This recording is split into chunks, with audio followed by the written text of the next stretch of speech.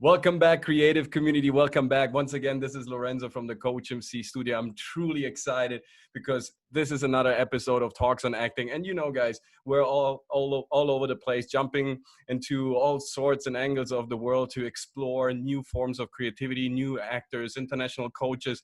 So I'm always pretty pumped about each and every episode. But today, I'm really excited and also slightly nervous because we have one of those Hollywood greats, one of those Hollywood's finest on the show, one of the great acting coaches, great actresses with over 100 IMDb credits, dozens and dozens and dozens of clients, booking regulars on award-winning shows, book author, a great inspiring person. She helped thousands of actors with her actingtoolbox.com. So welcome on the show. I'm super pumped for Amy Lyndon. Thank you so much for coming to the show. Hi, guys. Hi, how are you over there?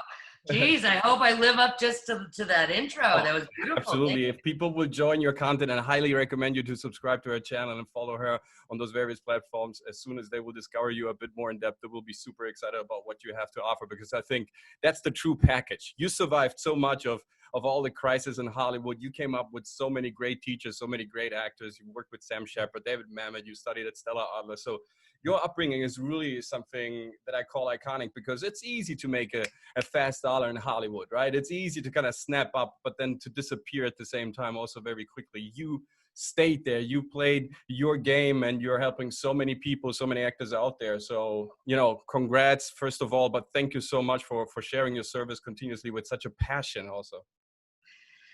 Well, I think I'm the only actor that has over 100 IMDb credits that's actually teaching in Hollywood. There's a lot of people, they put up like little shingles. They're like, "Oh, I'm a coach." Yeah, it's me. Hi, I'm a coach. Yeah. I mean, you're a coach, right? Aren't you a coach? I am a coach as well for over 6 years now, but I'm also, of course, always shooting. You're a working actor. I'm a working actor. But there's a lot of people out here that say they're a coach, and I get a lot of their students, and I have to, and I'm like, who'd you train with? And then, okay, I know what's your problem. Okay. And, I'm like, okay, well then this is what's going on. So, my job is to cut right to how to help you guys book. Not process motivated, more result oriented, taking all of your process and putting it into the work that people see. You are a strong storyteller, and you encourage actors to be storytellers. Where does this first mission of yours come from? Well, I mean, I fell on my ass for a long time when I first got to Hollywood. I was like, I studied all these places. Why aren't I booking? What the hell? I couldn't figure it out. And everybody's like, yeah, you're not closing. Right. And I think that's the thing. We're all artists, and we're like, well, aren't they going to find me if I'm great? And they're not. And it's really sad, but they're not, unless you're really strong. And so I studied everywhere, and I just couldn't book until I created this technique, which is my technique of how I started booking. And a friend of mine asked me to coach her daughter. I was like, I'm not a coach. She says, well, just do it, coach her with what you've been doing. Right. And she booked this studio movie, and I'm like, oh, does this mean I don't have to do 3 jobs anymore? And that was 26 years ago. Amazing. And like 50 series regulars later, an Emmy Award winner. It's crazy what's going on with this technique, and it's a technique. I kind of dove into that, and I kind of read your book, and started to kind of pick up also what people had to say about you. And I think it's very effective, story-driven, very passionate, and very focused and coincised. And your book is shortly small, and that's something smart, because I think if you can contain a message in a very short context, then it's truly powerful. If you need a lot of words to explain something, usually there's some. I gotta tell you something about that book. That book is the little book that could, like the little engine that could. And people that find that book and understand that book, like, I don't have prefaces from some famous hoo-ha, and I don't repeat myself 100 times just to make my book 156 pages. I'm like, this is what you get. This is what it is. And the people that find me are the people hungry for that kind of, let's get to the point, let's tell the story, let's get the job information. And so it actually sifts out all the wannabes, and it brings to me the people that go, okay, wow, this is valuable. This works. That page told me a lot just in that one page, you know? I'm wondering, because how long did you search for your impact in Hollywood? When did you realize, okay, I have to find a new I have to find a new skill to get, into their heads to really get the job? How long was that process? Because, a lot of people, they move to LA. They know this is the capital of entertainment industry. I can make it there. And surely they have the potential, but most of the times they lack consistency and also persistency. But like you said, sometimes it's not even about that. Sometimes it's about realizing that there is still something that is missing. There is still a missing link, still a missing key to kind of unlock, your potential. Which is where the technique comes in. It takes all of your training and it plugs it into the way to tell a story. And I think what I realized was that all the places that I studied taught me how to be a great actor, but it didn't tell me how to break down a script. Mm-hmm. That's true. So, yeah, that's funny. Yeah. So the whole technique is based in, it's actually helping you with your reading comprehension skills, really, which I sucked at, my reading comprehension skills. It's pretty much like going to school.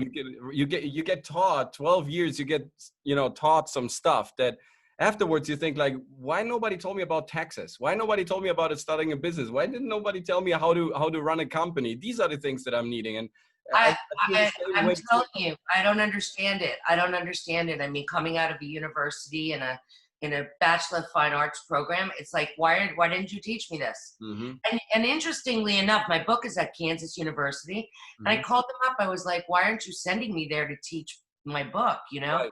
I think universities have a way of looking at things that they do it their own way, the same way all the time. And if somebody comes in with something innovative that could help, they're not interested in it. No, we would have to change something about our system, right? We would have to adapt. But it's always like that. Like Gandhi said, in the first stage, they laugh about you. Second stage, that they kind of throw shit at you. The third stage is they kind of attack you, try to manipulate it. And the fifth stage, you win. In the end, you win every time you introduce something new to the system. And universities, all those, what I'm also trying to tell my clients, it's great. Go to an acting school, learn a technique, go to universities. Of course, indulge yourself with knowledge. Everything is powerful if you can translate that knowledge into traction. If you don't have a purpose, you lack ambition. If you lack ambition, you lack that power of wanting the job more than anybody else inside of the room, right? Yes. And that's the point. This takes everything to the next level.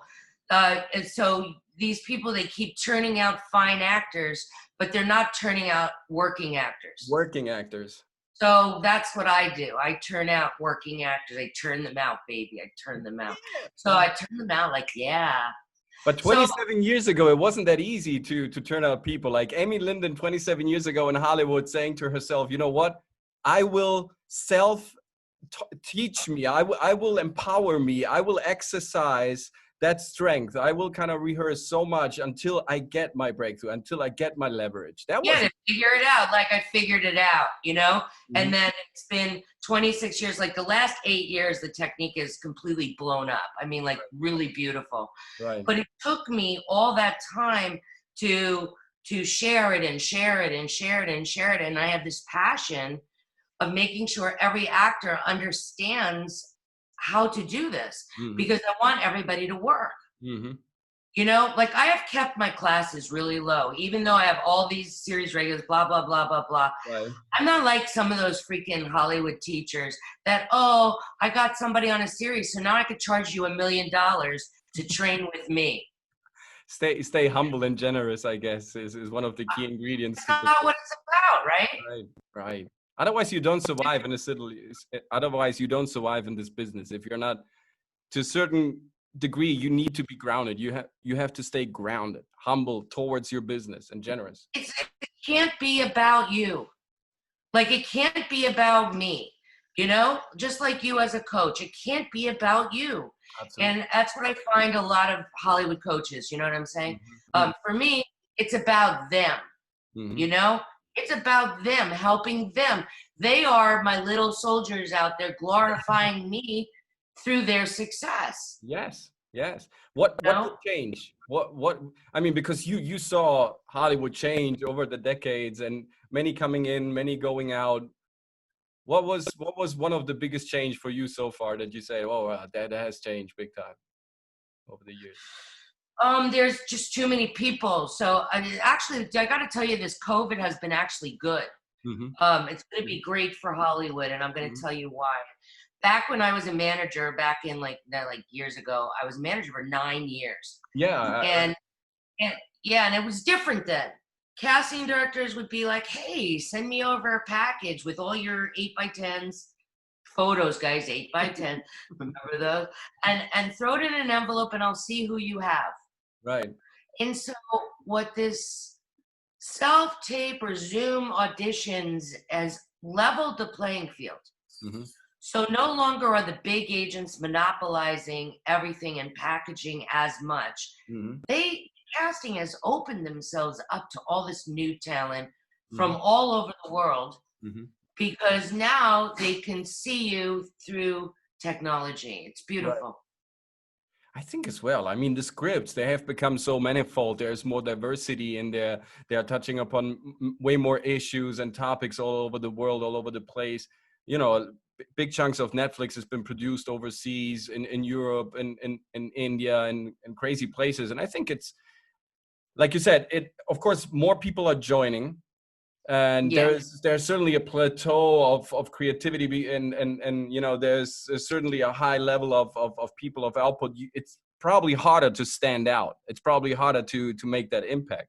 Yeah, it's much harder to stand out, and that's what I want to talk to you about is how Mm. to do that, how to Let's stand out. Because you know, I've had people coming to me from Juilliard, from Yale. It doesn't really matter. It seriously doesn't matter. right. Yeah, I think the biggest thing that actors need to understand is that you have to have the juiciest emotional vehicle on the planet, Mm-mm-mm. and the juicier you are, the more people are going to respond to you. But everybody has gets into this student mentality of getting it right. Yes. Everybody looks for that gratification, for that affirmation. Oh, I've done my homework right. No, it's not Yeah. about filling up that tank with a lot of critical mass and let it explode in front of the eyes of the casting director or your audience. Yes. Yes. Yes. What is your And I juice? think, What do you inject the most? What is your favorite to go recipe? well, I think everybody should have an emotional journal Mm-hmm. because I think everybody's filled with this action stuff that puts Mm-hmm. them in their head, intention, action, Agreed. beat, that will all go in your head. But what do we pay money for? What do the studios give you series for? And you know, because that's you make those series are like millions and millions of dollars. So why would they give you money? And those people make stupid amount of money, you know? So it's like no money to stupid amount of money, you know? It's like what? So why would they give that to you if you're holding back? They're gonna give it to like I think of Viola Davis in How to Get Away with Murder. Okay, let's just Mm-hmm. look at her for a second. Sure. Great. Every frame, every single frame is filled. Like I actually put Mm-hmm. her closing monologue on my Instagram, just like a couple of seconds that you will see. One of my guidelines is every line is a separate thought. You will see every single word, period, word, period, filled up with juiciness. So Mm-mm-mm. she must have sat on every single word, not ran it to death, like run it a million times with your neighbor or your husband or your wife. What then you're on top of it. She's so in the middle of everything, in the juicy center of it. And that needs to be the platform. But what does everybody teach? They come at it like this. Mm-mm-mm-mm. Everybody comes at it like this. That's interesting. It's true. They're not carving it out. They're, you know, Yes, superimposing their gotta intellect, be like that. their technique, their actions, their objectives. And you're saying this in guideline number 3. I think you have to be aware of your emotional state of mind before you enter the room. You have to catch that feeling and Yes, get it it's and really. 90%. It's I agree, 90% of the 100%. scene. I just did a video on how to be confident on camera, and I'm touching upon a very similar topic. A lot of people think that to be confident on camera for your self-tapes or your dish in front of the casting director, you need to know everything and control everything and be, in charge of all these key points and bullet points, where it's actually more to really feel what it is to be inside of that room, portraying those beautiful facets of yours, separating all the lines and putting in that juice, right? That juiciness. And it's more about how to perceive yourself performing that and how that feels, not knowing what you want to do, but get acquainted with that feeling of greatness, of juiciness that you release. And Absolutely. Absolutely. Those are the people that make it. Those are the people that work the most. But, and something that you guys need to understand is that all of us are broken, okay? Because we're all broken. I mean, to be an artist, everyone, maybe 1 in 100 artists aren't. Your parents loved you like a lot. That's great.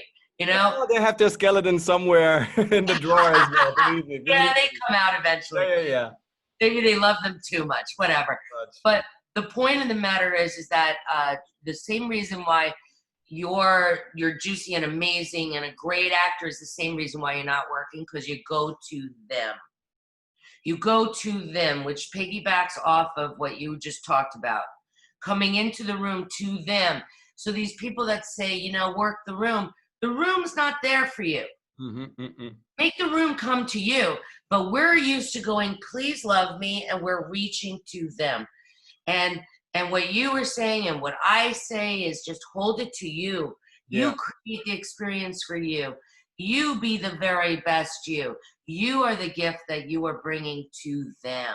Like you are saying, and I totally agree, you are enough. Don't worry to be evaluated. Don't stress yourself out, for making everything perfect. It's not an exam. It's not a test where you get your gratification immediately. Probably they won't tell you anything, right? Even if you book the job, sometimes they don't tell you why they sometimes you're like, I got that one, really? I don't know why. Nobody really didn't. They had nothing. Just live that feeling, live that emotion, live that life that you have created for yourself. There is no better good.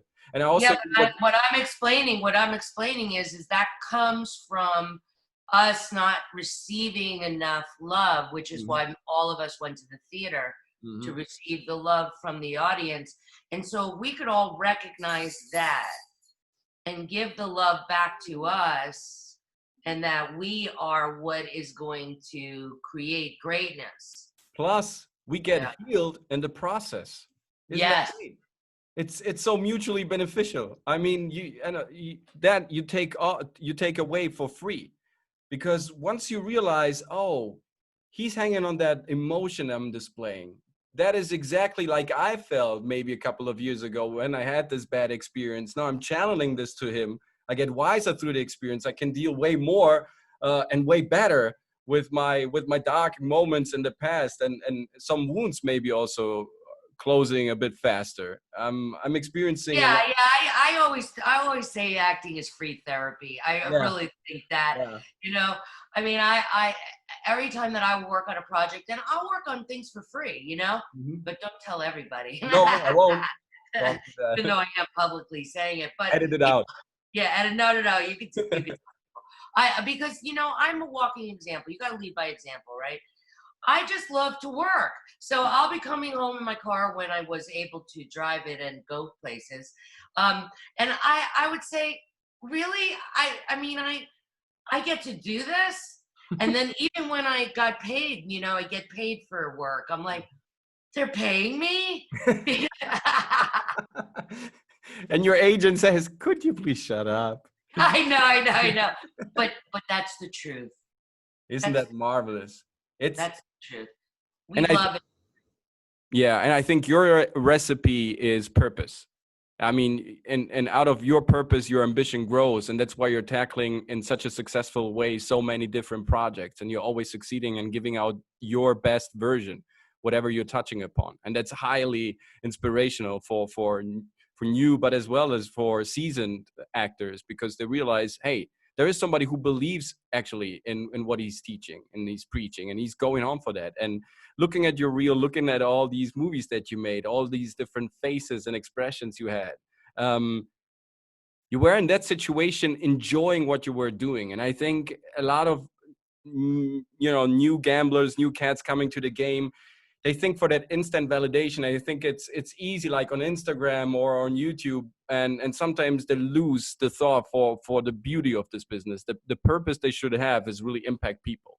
Once you go for your legacy, the currency will kick in automatically. Don't worry so much about that validation. Oh, I love that. The legacy, the currency. You got some really good coined phrases. I love that. I prepared my thoroughly, because like really, really good. But that is true. That is true. You know, I think we all look at the result, and we can't help but look at the result, because we have family that are like, oh, why don't you just go get on a soap opera, or why aren't you working? Or they have like a million questions. My father used to say to me, how can you do all that and not be paid?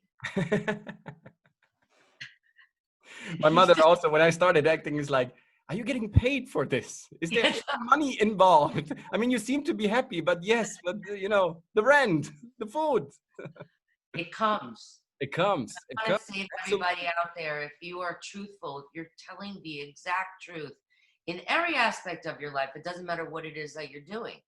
Plus, I'm telling this to clients who are thinking about entering acting or rebooting their careers. Like, oh, should I do it? Should I start acting? It's like, okay, think about this. You want to join a university for the next 8 years? Oh yeah, that would be great. Okay, what program? Well, a doctor would be great. Okay, what do you think you have to invest to become a doctor?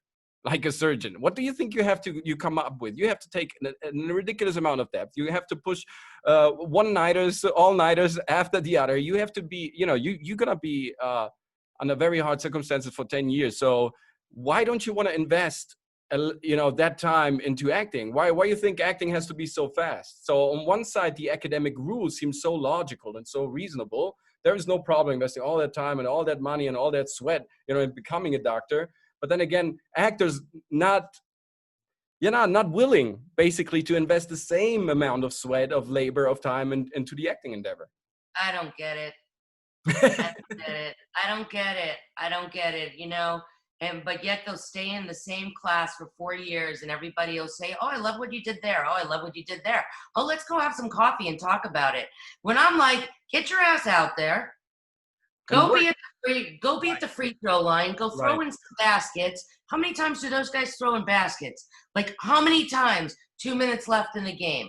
They're at the free throw line. You know? I mean, how many baskets are you guys throwing in? But yet you cry. You hang out with your friends and you cry. Oh, my agent's not working. Oh, this is not working. Oh, that's not working. And I say to all of you new people, and I say all of you people that are sitting there all frustrated, seriously, how much are you doing for your career? Are you really investing? Are you really investing? If people tell you to do what it takes and they give you a list, I'm positive you tell your people, oh yeah, exactly what they need to do. Yes, I'm positive you do that, because absolutely, I do. You're extremely articulate. Like, there's nothing. I totally understand everything that you say.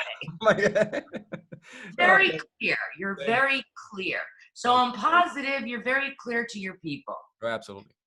So even if you had a new person and you said you have to do 1 through 20, I will tell you that they'll do 4 and quit. Mm-hmm. And it's the people that don't quit. Those are the people that deserve to get the prize. Oh, that's a nice one. I'm gonna steal that one. You could take whatever you want. I just stole your other thing, so.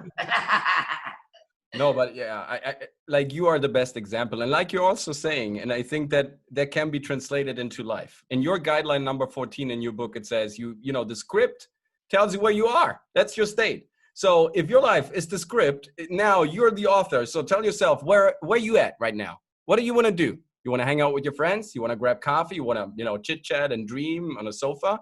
Or you want to work? You want to put in the hard work? So if there's a coach, if there's a guideline, just purpose. Right? That's funny that is, because guideline number 14 is for like co-stars, or really understanding like why you exist in a script to begin with. Mm-hmm. That's funny how you took that into real life. Like, why do you exist on the planet? Like, what is your purpose? It's the same thing as when you pick up a script, But that is true. I think we could all. There's a lot of people that talk about it. That's why, I tell my students to listen at the door, or now go online and watch all these people that did that same monologue for that casting director. And I want you to see that there's not many great people out there. So if you really just work really, really hard, Yeah. cream really does rise to the top. Oh yeah, absolutely. And they will find you if you share you know? They're so impressed by the pictures. They're so impressed by, the attention some people get. They think, oh, it's, this market is oversaturated. No, they don't need my niche.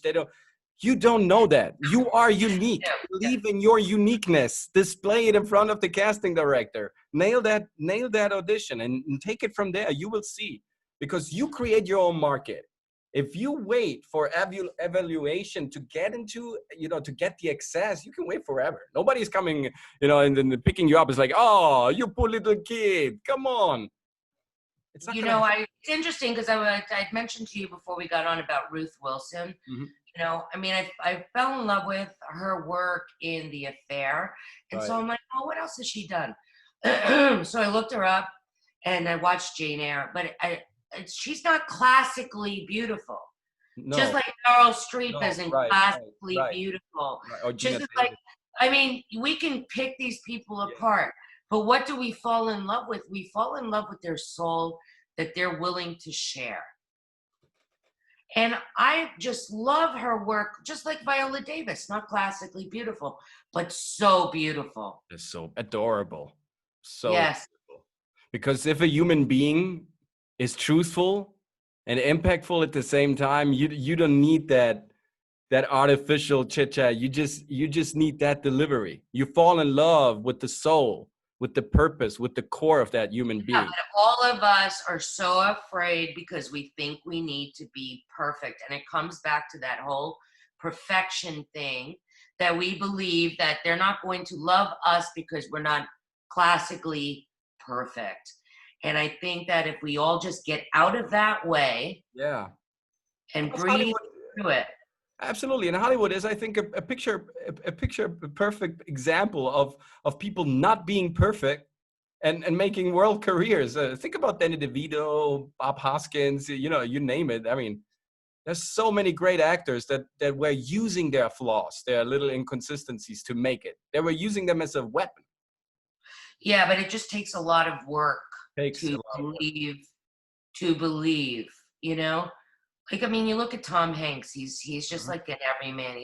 There's nothing special about him. Mm-hmm. Like you would just walk down a street, probably pass him before he was Tom Hanks, Mm-hmm. But it's because he had the ability to find where the feelings were inside of him and share it with the character, which shared it with us. I agree 100%. That's all it really is. Plus, he's a very smart guy, and he knows we project. He understands how movie theaters work, how movies work. They know the audience will project their fears, their hope onto his face, into his expression. And he was just letting it go and passing it through. So he's a beautiful, different type of performer, because he's very aware in a way of his performance. You know what I'm saying? I mean, of course he's in the moment, of course he's watching it, but yes. He's not Ed Norton. No, he's not Sean Penn. He's the perfect conduit for the author's text. Yes. I think he's a good example of that. He's not doesn't morph into a character. It's almost like Kevin Costner in a way, you know? Right. And I say to people occasionally, stop Kevin Costnering it. I actually use it now. And they're like, what does that mean? I'm like, well, you're making everything sound like you, Mm-hmm. And so I don't think they own any punctuation of the writer, really. Right. And I do believe that Sean Penn and all those really great Kate Blanchett and all those great actors, the reason why they morph is because they're able to take on the punctuation of the character as written. Was there any star of the past that you loved to work with and it didn't happen for some strange reason? Well, I could say, I have to say something interesting. I'm not going to name their name though, Okay, but sure. I would say that That's there good. is a star that I worked with that had a really big show, went on to a couple of other shows, Mm-hmm. and then fell off the map. Mm-hmm. Okay. Mm-hmm. And fell off the map because I think she realized that she stopped working inside. She stopped working Why did you stop working? because she thought she had it all. She didn't need to. Mm-hmm. And so then she started going on top of the material rather than in the material. And then she wasn't booking anymore. And then she comes back to me crying, help me, please, help me, please.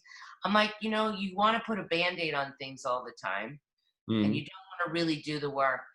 She has since written her own show, Mm-hmm. but in all honesty, I don't think she's going to do the work for the show just because she wrote it. Incredible. Why is she Went so to the lazy? table. I because I don't think they understand the value. Mm. It's just because you write something doesn't mean that you actually did the work on it. Yeah, yeah, that's true. So, so I can just say to you that I do believe that it's a constant. You constantly have to reinvent yourself. Adapt and reinvent yourself. I totally Yeah. agree. Is there something you're missing from Hollywood of 26 years ago, and you would kind of kind of implant into the new Hollywood that you're experiencing right now? That's a good question. Nobody's ever asked me that question. And I would say, well, I think people used to discover people places, but since there's like so many people, they don't discover them anymore. You know what I mean? Because everybody is throwing their faces there in Yes. their face, right? Everybody's throwing faces around all the time.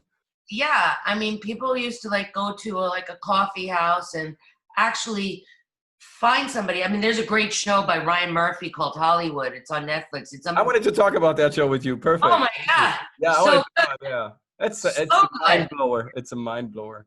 So good. But they used to like find people. Mm-hmm. Mm-hmm. Mm-hmm. Discover them, like the casting Discover them. director at the gate. I want you. You are Yes. weird, right? Agents used to do that too. And managers back in the day, that what they used to do is help create a career. And don't. Now Mhm. they don't do that anymore. Do you think that social media has helped in a way to get discovered, or do you think? Absolutely. Yeah, yeah, Yeah. yeah. Okay. Yeah, but people rest on the laurel of social media. It's like Mhm. the person I was talking about, that just because you're discovered by social media, that's when the work needs to truly begin. Emma Thompson a couple of months ago, years ago actually, she complained about that nowadays you see actors being on the show for no other reason than having a huge social media following. I totally get that, and that's really for the advertisers. Like, but my client Joey Sasso, he won The Circle on Mm-hmm. Netflix. Mm-hmm. Now, his career completely blew up. Now, right before The Circle, he wrote, directed, raised money Sure. for a feature film for him to star in. Okay, so he's been pounding the pavement. Yeah, absolutely. And a lot of people who are running those social media platforms, they're investing an incredible amount of time and money and work into those platforms. It's not like everything comes, just But something I'm from the saying that sky. he's an actor who happened to have done a reality show. Mm-hmm. You understand? And Yes. so now that his feature is coming out, the feature is going to be distributed by somebody because of the reality show that got him almost 900,000 followers. You see? But a lot of people do it the other way around. That way I around. think now that's a great strategy. I don't think he realized that strategy going into it. But in looking at the strategy, I think that's a really good model. Absolutely. I mean, like in the show Hollywood on Netflix, maybe Hollywood compared to those old glory days has lost a little bit of its charm and its discovery and its mystique in a way, but has gained a lot of new stories and very interesting ways also of telling stories, right? We have web series and we have, products pretty Oh, much yeah, over it's a lot of completely opened up. It's right. completely opened up. I mean, thank God for all the streaming Oh services. yeah, absolutely. That's, I mean, what great acting on those Yeah. shows. God, I, great acting. Yeah. Right now I'm in the retro mood. So I'm also watching on Amazon Prime The Marvelous World of Miss Maisel. And Oh, beautiful. I that's worked with her. I played her mom. really? Yeah. And which season was that? No, not on that show. Okay. You know, I see. I Okay. played her mom in a movie Mm-hmm. directed by Ari Aster, who Mm-hmm. did a crazy Moon whatever. It's crazy. He's a Uh-huh. crazy filmmaker. But Mhm. I played her mom in a movie, and she got Mrs. Maisel right after that movie. Miss Crazy. Maisel is absolutely mind blowing. Yeah, I work with people, and then they get these huge opportunities right after. Like I worked with Chris Pratt, and look at him now. And I'm like, what about What me? about me? Maybe now it's working the other way around. Now you're working. Now you're talking to the Coach MC. Maybe something great is happening in your life. Yeah, we'll see. At least now I'm more public.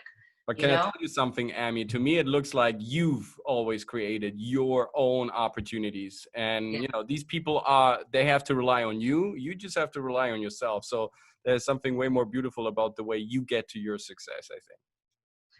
Thank you for saying No, that. absolutely. I, I I really appreciate mean that. that.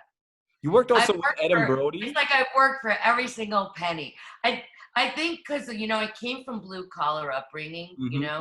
So everything that I created was always from nothing to something. If you think about the Hollywood greats, it's from nothing to something, and then again to nothing, and then again to extra something. Yeah. So I'm a worker as well. I work 7 days a week, basically. Whether I work on the CoachMC Studio project, on my YouTube channel, on the Instagram feed, on my private client sessions, or I'm shooting on set. So I feel comfortable when I work. I don't feel comfortable. Can you tell people what you're working on? Because Sure, I'm going to show this in the States, so I think absolutely, it's important that you tell them where to find you. I know absolutely. it's my interview, but I want it to be about you for a second. Oh, thank Can you you so much. Well, thank you so tell? much. It's a show called Tempest of Love. It's running in the 15th year. It's been all over the place in over 20 countries. We're also aired in Canada, but it's the Italian dubbed version for the Italian community in Canada. It's also aired in Australia and Mexico. And yeah, the format was sold in different countries as well. And I play a chef. I play a Michelin star chef in a very luxurious hotel. And I'm the owner of the hotel, the co-owner of the hotel as well. And of course, all the stories about love and hate. We're shooting 45 minutes daily. And yeah, it's a great and very demanding work, but it has given me the opportunity also to make the show, to make all sorts of different other projects. And I'm very happy about where I am right now, but also thinking about scaling and maybe coming over to California in the near future and live over there in California for a while. And because every time I come over, I've been there a couple of times, I've worked with clients, and I get such a huge response, like an energetic and a beautiful response. I mean, you're talking about discoveries, and that now discoveries in LA and in Hollywood are not so common anymore, like they used to be 26 years ago. But if we're talking about discoveries in Germany, I don't think they've ever happened. So it's a country that works, that is very efficient, but where creativity and discoveries are not the main purpose of people, where risking something and jumping into cold waters and dark waters is not an everyday practice, which I find way more common in LA. And I feel more comfortable about that because I'm from Sicily. I'm a blue collar upbringing. I built up restaurants with my mother, and as an immigrant over here in Germany, it was pretty hard, coming to reason and finding your own purpose and building a career. So I'm very grateful for that. Germany gives you definitely that opportunity, but I'm also a gypsy. In my heart, I feel like I always have to travel and discover new things. So that's my next mission. Well, I support that mission. I understand that gypsy spirit. You know, there's not a lot of people that understand that gypsy No, that's spirit true. unless you're That's with true. another gypsy. You know, they're like, well, I'm gonna go and be over here for about 3 weeks. I'm like, okay, Mhm. but people who I had my ex-husband didn't understand my gypsy spirit. He's like, you're doing what? I'm like, well, Yeah, yeah, you it's gotta just. understand the gypsy spirit.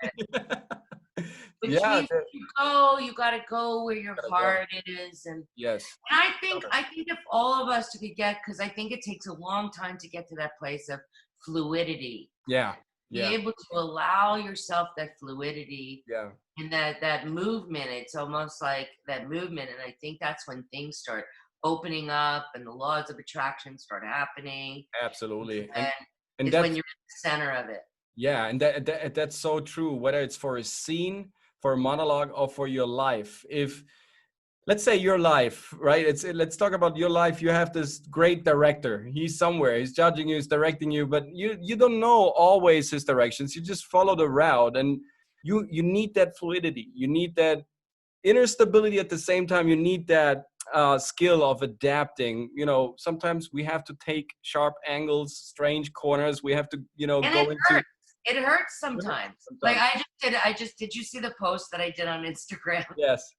Okay. Well, that interview was through my agent in Chicago, because I think it's important that you should have agents in different cities. Okay. But she had said that all the casting is opening up to select people to give an interview. That was the 11th take on that interview. And each time, I'm beating myself up. I'm saying, oh, I'm not getting this right. Oh, God, she wants it again. Why can't I just send in that last one? She's pushing. She's saying, no, we have to get it perfect.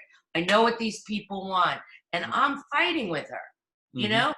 I'm going, yeah, but this was good. And what's wrong with that? And no, that ending, you're just too cold on that last ending. That's not warm. I thought that was warm. No, you're too cold. Oh my God, I was cold. I've never been cold in my life. Oh gosh, what's cold? What's warm? So I had to do it again and again and again and again, and it hurt. It hurt. It was hard. It was hard to take her criticism. It was hard. Take those directions. To push to get what she needs. To get to the exact what she wanted. And it was hard. But in the result, I now see what she wanted. Yeah, I don't know if it's worth it, but I think I need a couple of days to see whether or not it was worth it. But I worked hard on it.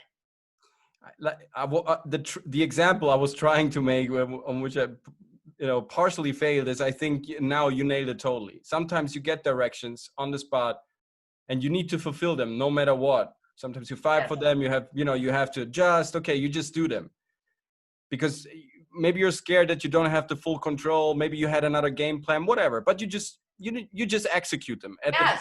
But you have to make yourself do it. And then in the end, it makes sense. Then you watch the whole product, you realize he was right.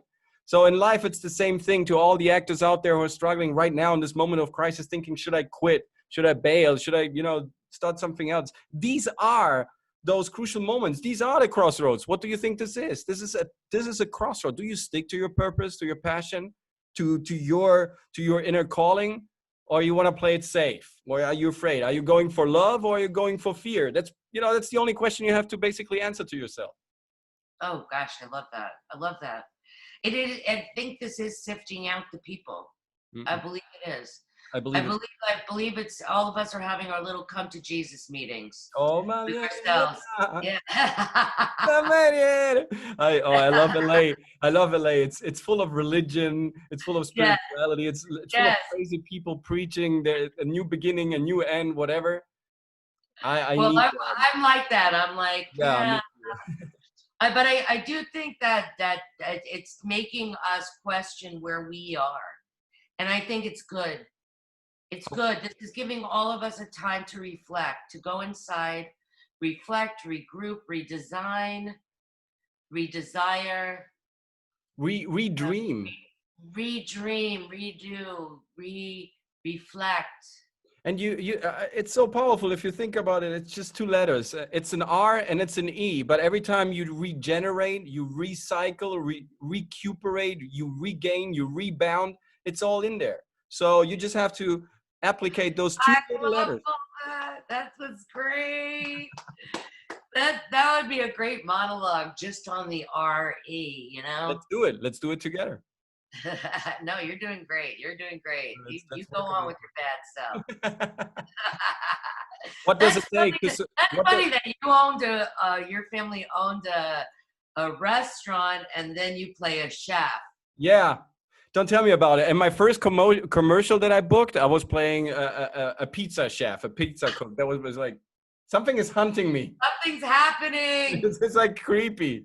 Everything was always pointing in that direction. No, I fairly enjoy staying in the kitchen. I always love cooking with my wife. She's a great chef. I'm a great chef. My mother is a superb chef. So, yeah, I spoiled a lot of people in LA too. So next time I come over, I will do the same to you. But I'll eat it. I'll eat it. Throw it down. As long as it's not liver, I'm good. no. What does it take to survive in Hollywood? Good question. I think that nobody should come here unless you have like a nest egg of 3 years. Mm-hmm. Okay. Mm-hmm. The only reason why I say that is because it takes about a year. I'm talking about new people, brand new people. Of course. Yeah. It takes about a year to put together your package. Mm-hmm. And it takes a year to, get the right headshot, shoot the right reel, not get lost, know where you're driving, stay in the right apartment, be with the right people. Right. And then when you get your team, the second year is meeting the casting directors. It takes about a year to just meet everybody. Mm-hmm. And the third year, which is what happens a lot, is that people run out of money halfway through the second year. Mm-hmm. So all the work that they did for a year and a half, now they need to leave. And so I'm explaining to you, it's really important that you don't go crazy spending, that you really do hold on to that money, and that it can sustain you through 3 years. After 3 years in everything, I think in every new metropolis, I think after 3 years, you kind of get a feeling of what the city is like, where connection is like, what the mood of the city is. You feel this way more. It's more in your system.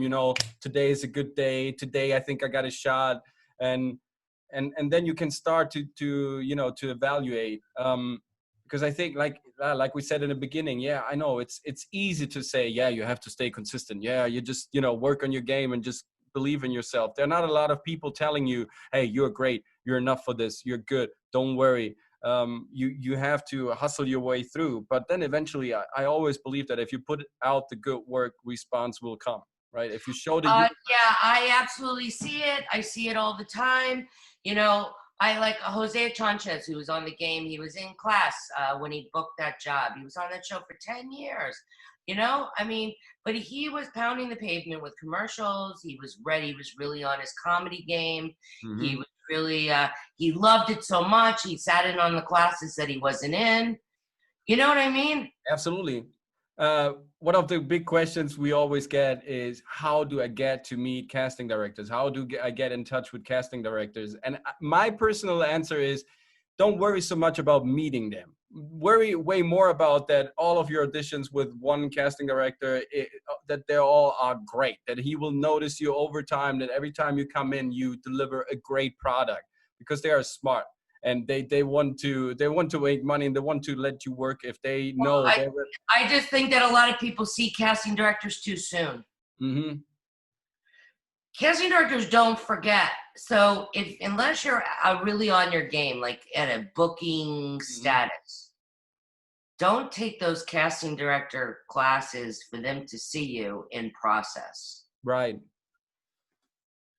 Another side note is when you come to Los Angeles, make sure you come with a semblance of a package and a resume. Mm-hmm.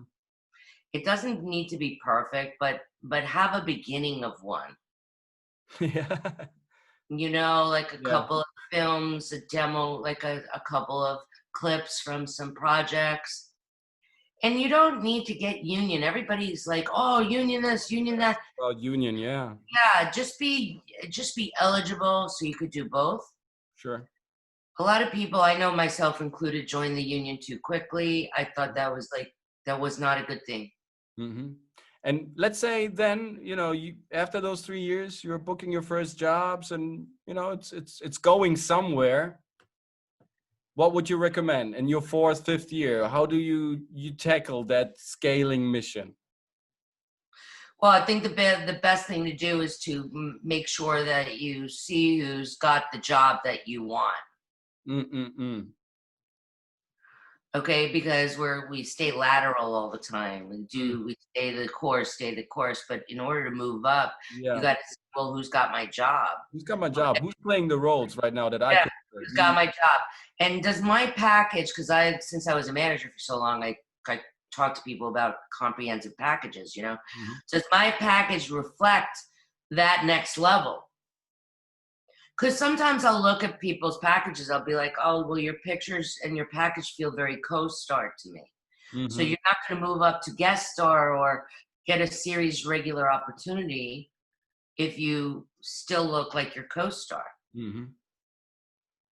So I think it just depends on you, what you want, and how much are you willing to put that product and that time within the product to match your talent.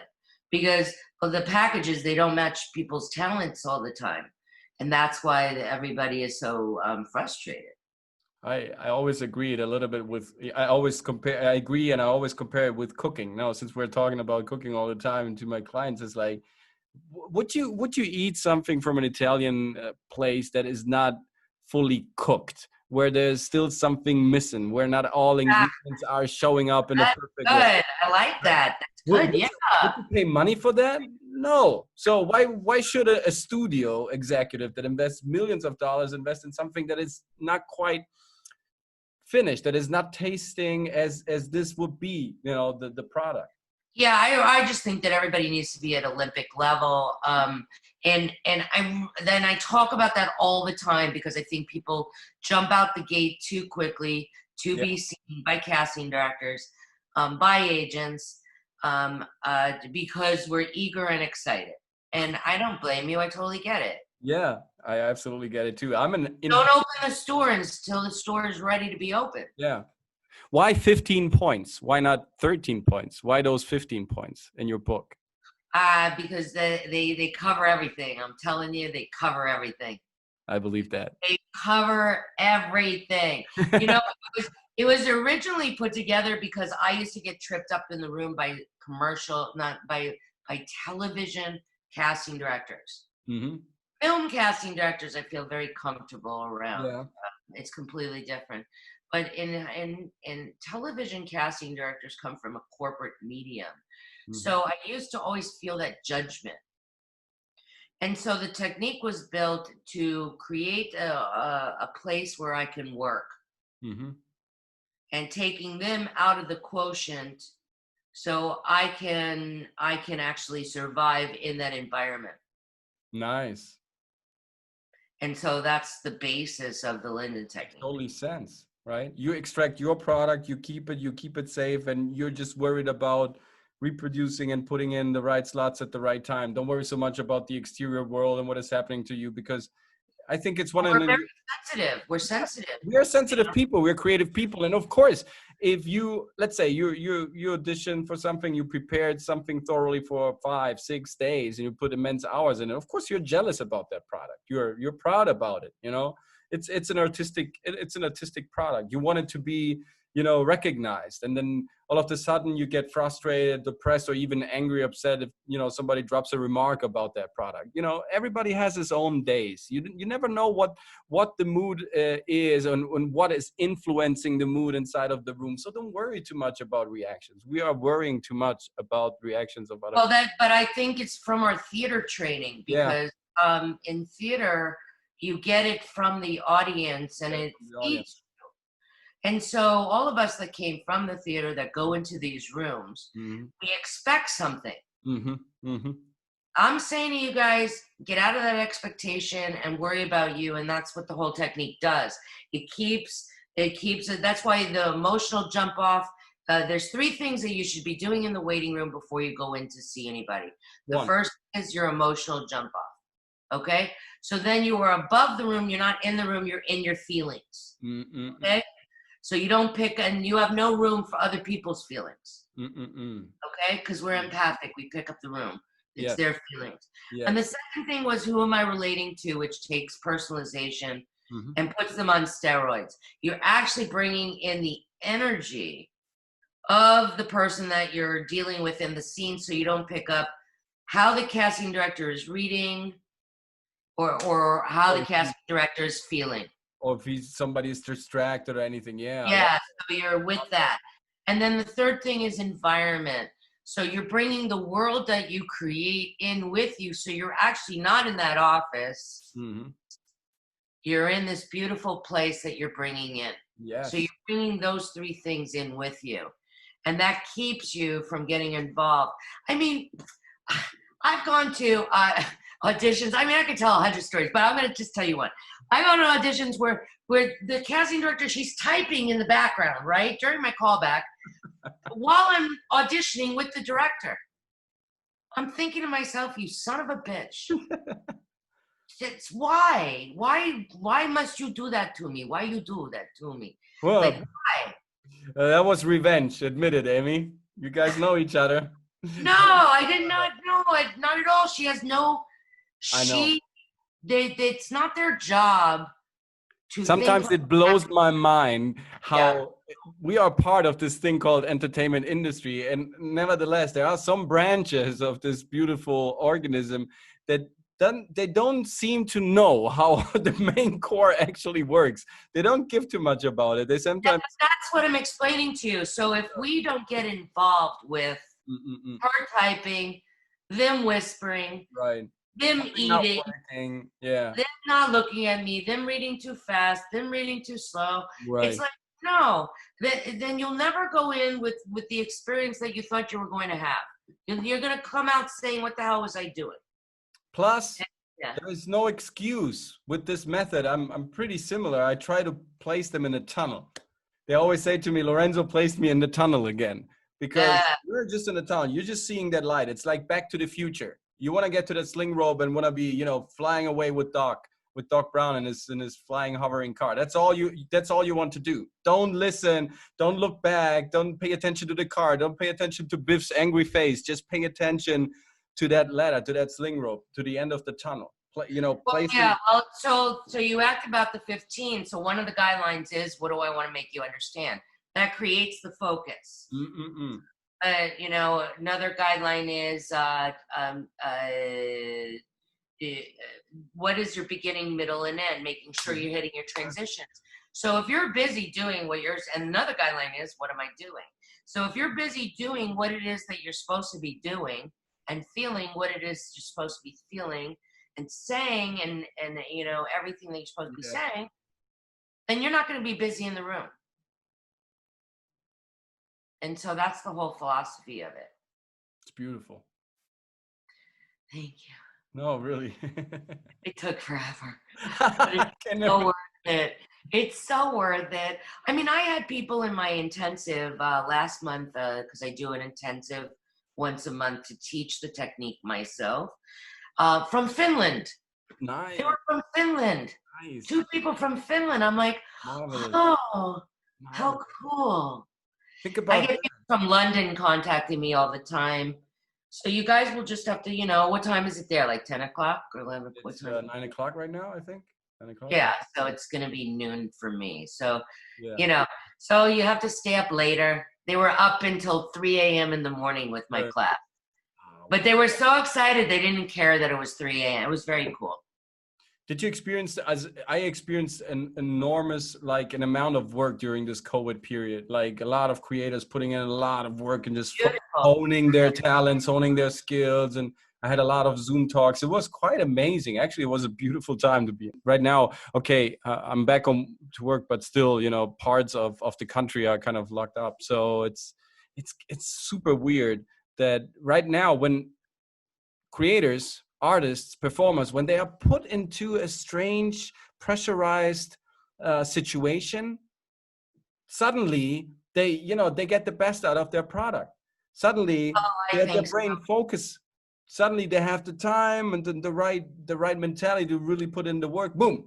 Yeah, honestly, I think the COVID has been good for a lot of artists. I think that they have spent time reading. Very good point. Because I mean, I was there, you run around like a chicken with your head cut off, trying to make ends meet, right? Working jobs, and you don't realize what's important. And everybody's gotten back to the art within them. There's a lot of people doing the artist way right now. That book. Yeah, a lot of people drawing. A lot of people are doing the artist way right now. And I don't think I'm going to go back to the theater teaching. I think I'm staying on Zoom Mm-hmm. because I get a chance to teach people from all over the world. And so I get to do that now. And it's very focused. That's been a great thing for Yeah. me. I experience it to be very focused and very concentrated. Sometimes if we're in the studio, you know, you get calls, other people coming in. People are very personal. Here on Zoom, they're in a private space. They're totally focused on the computer, and the work is extraordinary.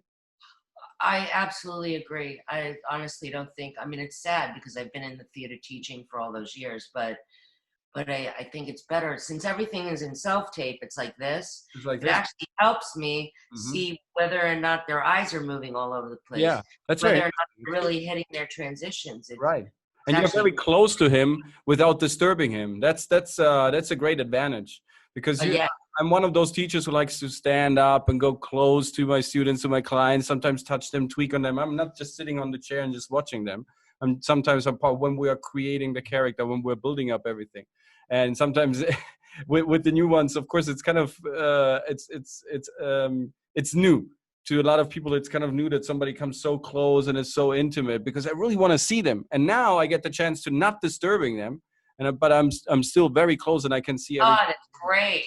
That's great. That's super. That's great. So how will Hollywood survive and come back from this? What do you think will be the number one recipes when doors will be open again?